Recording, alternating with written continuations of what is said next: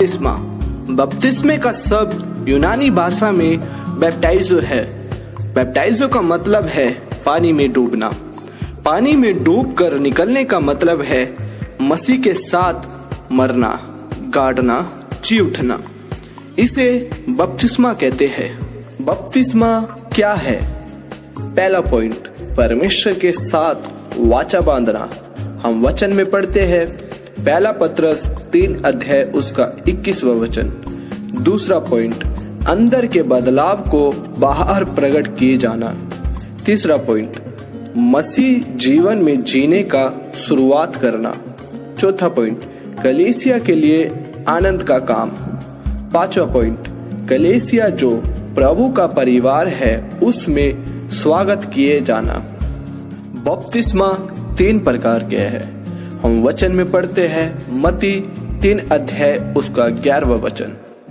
पहला बपतिस्मा जल का जो शरीर का उद्धार करता है। दूसरा बपतिस्मा पवित्र आत्मा का जो प्राण का उद्धार करता है।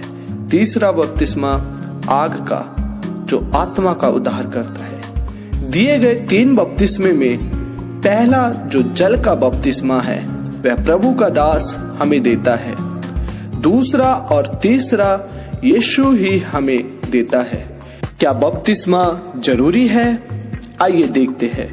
पहला पॉइंट, यीशु के पीछे चलने के लिए बपतिस्मा लेना है। हम वचन में पढ़ते हैं मरकुस 1:9। दूसरा पॉइंट, परमेश्वर की धार्मिकता को पूरा करने के लिए बपतिस्मा लेना है।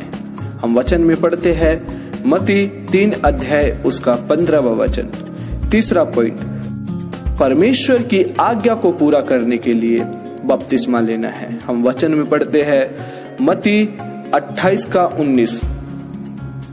चौथा पॉइंट, परमेश्वर की इच्छा पूरा करने के लिए बपतिस्मा लेना है।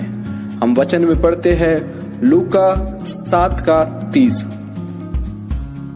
पांचवा पॉइंट, उद्धार पाने के लिए बपतिस्मा लेना है। हम वचन में पढ़ते हैं मरकुस 16:16। छठा पॉइंट, मसीह को पहनने के लिए बपतिस्मा लेना है। हम वचन में पढ़ते हैं गलातियों 3 अध्याय उसका 27वां वचन।